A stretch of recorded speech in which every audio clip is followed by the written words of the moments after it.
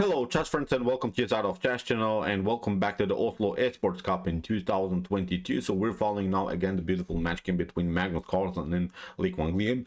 So far it has been really a beautiful match game because in the first game Quang Liem won the game with the black pieces, then the second game ended in a draw, and then in the third game Magnus Carlsen finally won the one game, and it meant now that in the round 4 who wins now this game will be the winner of this beautiful match game between the two of them. So let's check out now what happened. It was a brilliant game, I think, because what we have to say, Magnus Carlsen pulled off here the Benoni defense, and the Benoni defense is not so often played now in top grandmaster level. The only player that I've seen recently playing the Benoni was, I think, Fabiano Caruana in top grandmaster level a couple years ago. So as I said, it's not so often played, so that's why it was a surprise. But of course, for the beauty of the tournament, it was also a beautiful choice by the world champions to play this opening. So let's check out now what happened in the game 4. Incredible game it was indeed. So here d4 was played by Quang Liem. We have e6 by Magnus Carlsen. So here he played the so-called Horvitz defense. The idea is clear: if you play e4, then he'll probably reach the French defense with the move d5. So that's why here after move e6, here Quang Liem played the normal move c4. So we have here c5. Now the game transposes into the Benoni structure with the move d5, e takes d5, c takes d5, and after d6, knight to c3 or knight to c3 or e4. Here the different move order was played. So e4 here by Quang Liem. We have g6, and after knight to c3, we have reached now the common Benoni structure. So the Benoni structure is of course this d6 c5 setup, and also here by white this e4 d5 setup. When we talk about strategies in the Benoni, many times the clear idea for white is to play something like f4 in the near future, and then to break and enter with the move e5.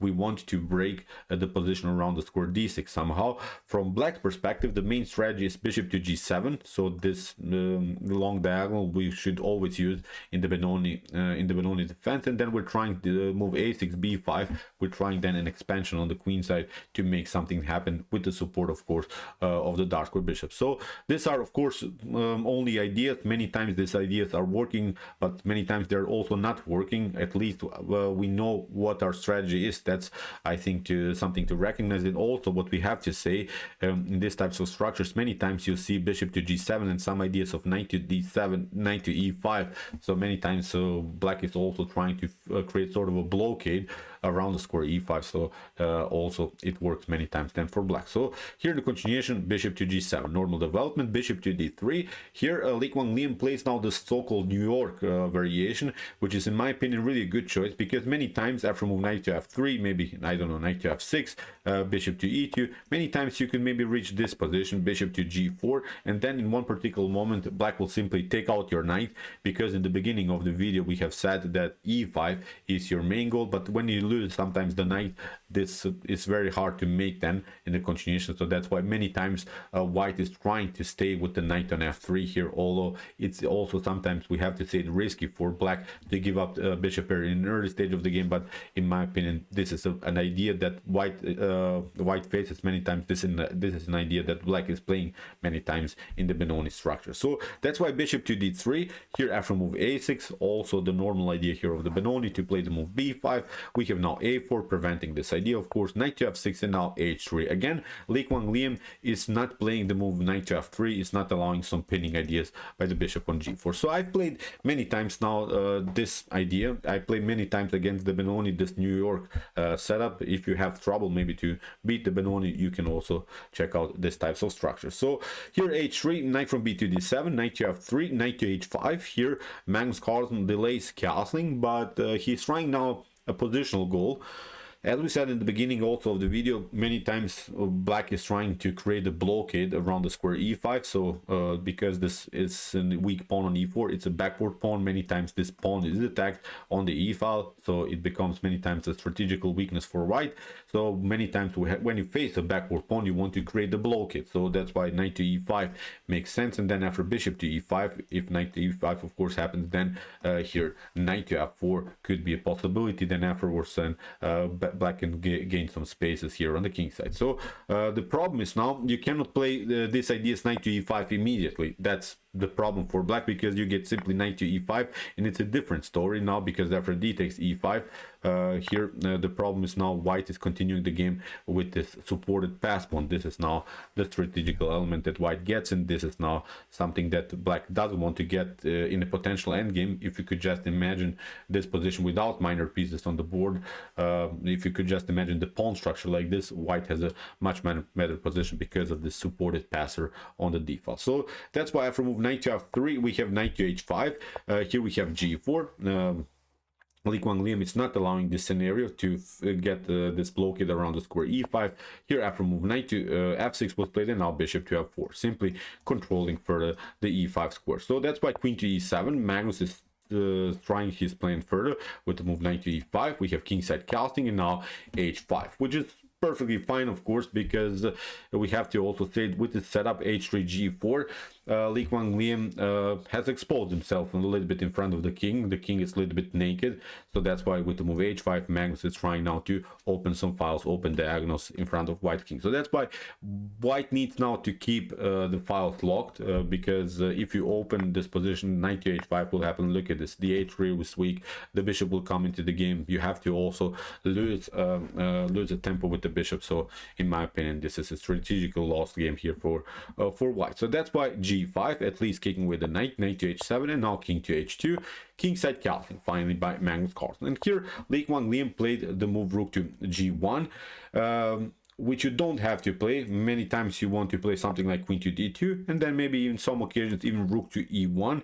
and stuck to a goal. Of course, we want to play, as we said in the beginning, the move e5, but the e5 is still so hard to make because black is so far a good control of the square. So as I said, black would also probably play something like rook to e8 and would further have a control of the e5 square. So here in the continuation, rook to g1, Magnus plays now the move f6, which is a slight inaccuracy, we have to say it. And maybe here knight to e5 would have been much better, just further create a blockade around the square e5, pretty normal idea. But with the move f6, okay, Magnus is saying I will attack your pawn on g5, and I will attack also your bishop on f4, because the bishop on f4 is a little bit loose, could be an object of now of the attack by the rook. But the problem is now you have weakened also your g6 pawn, and that's exactly what Quang Liem will attack now. He played immediately here knight to h4.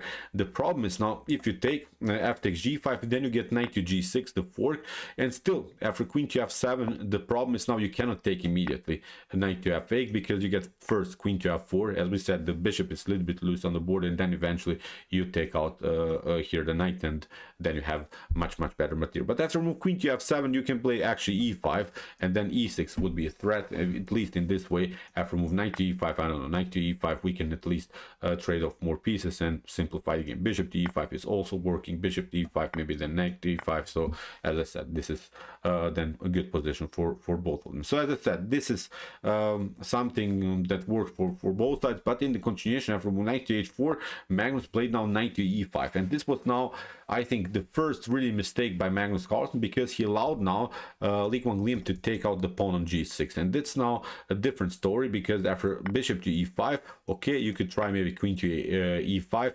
This wasn't played in the game, but now we can play king to h1, and still there's not a good way anymore to protect your pawn on g6. Even if you try queen to e8, then g takes f6, rook to f6, but still we're staying with our beautiful attack. e5 will happen. Look at this, everything is targeting simply this weakness, and I think black gets destroyed for sure. So this is not what you want to get. After move bishop to e5, Magnus has to take with the pawn, but notice after f takes e5, this bishop is becoming now really a bad piece, and it's not so easy to make this piece active again. Many times and this types of structures, if you have played maybe the King's Indian, Benoni or similar stuff, black is trying many times the sacrifice of the rook on f4. After e takes f4, at least the bishop comes into the game on d4. So this is something that you should probably know if you're a King's Indian player, if you're a Benoni player, if you reach this blocked pawn structure. There is simply not a better way to include this bishop into the game. Even if you try, I don't know, bishop to f8, look at this,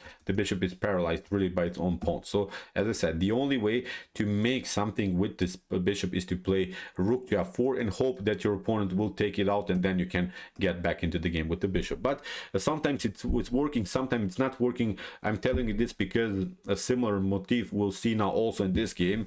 That's why I'm telling you this, because you see now how Magnus will desperately try to include this dark square bishop into the game. So after f takes e5, we have knight to g6, the fork. We have rook to f2, so Magnus is not losing here the rook. He has this beautiful intermediate check. We have king to g3, and now queen to f7 is connecting everything. So now queen to h5, and this is perfectly fine. This is again equal position, and there is only one way now for black to proceed here. Only one good way.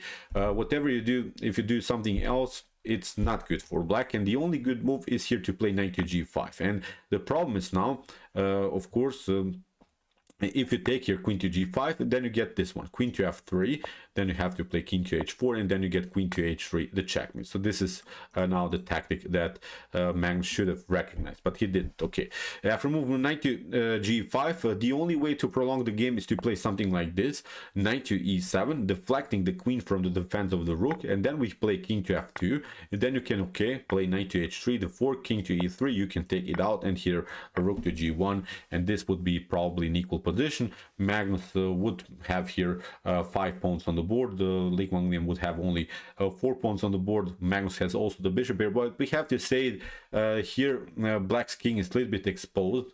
Black's king is naked. I think even the king on e3 is much more secured here. So as I said, maybe with some maneuvers, knight to e2, knight to g3, knight to f5, these pieces can be included. So as I said, this should be probably a draw position. But after move queen to h5, as we said, knight to g5 could have been the opportunity for Magnus Carlsen. Unfortunately for him, he played now this idea rook to f4. He tried now to make this tactic work. Okay, still you can take knight to f4, and Magnus probably hoped for this line, e takes f4, and then he gets a tempo, and then the bishop comes on d4 or on e5, where it could be really the best minor piece on the board. And this is not possible still, because here Quang Liem didn't fall for this. Okay, when it comes to computer revelation, even if you take knight to f4, it's still a better position for white. But here Quang Liem is saying, I'm playing now a calm game. First of all, what we have to say again, the bishop on g7 is still a bad piece, and we have here 2 connected pass pawns, which is also something that we should not forget.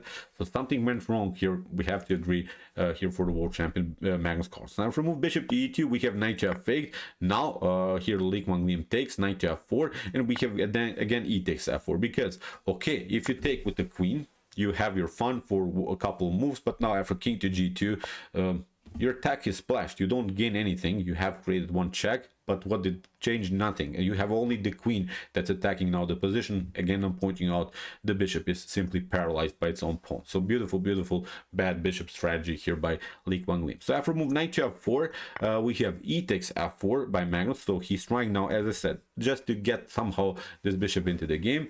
We have king to h2, knight to g6, and now after rook to f1, here Quang Liem continues this normal development. Now comes well, a little bit of poker. Magnus Carlsen, if you have followed Magnus Carlsen recently, he played also some poker, and poker you can create also some bluffs, and I think Magnus Carlsen pulled off here a bluff, because he played now the move b5 and hope for that maybe Quang Liem will not react in the best way, and that's exactly what happened, because what you should do actually is simply to take a takes b5, a takes b5, and now after knight to b5, there's not a good way for black to make progress. You can play rook to a2, but still the pawn on d6 is hanging, and this is not a good position here for black. Black needs to lose another tempo, and the knight is a little bit loose here, so it's game over. So what you could do maybe is here rook to a6 to protect your d6 pawn, but nothing changes. Basically knight to a3, again the rook is hanging, then we can play knight to c4. Notice that knight to c4 is also protecting the b2, and then again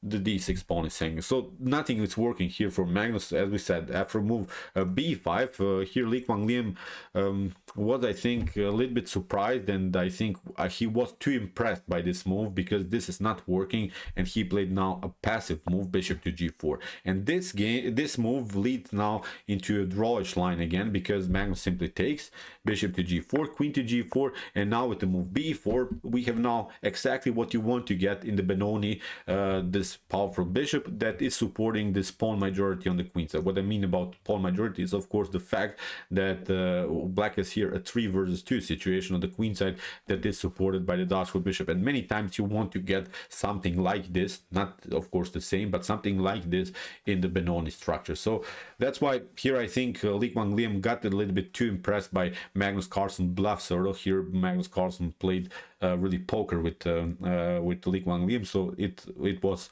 not a good continuation that Quang played. But okay, he's still staying in the game, nothing is lost, so white is not losing the game because of this. But here we can agree that at least black is surviving the game.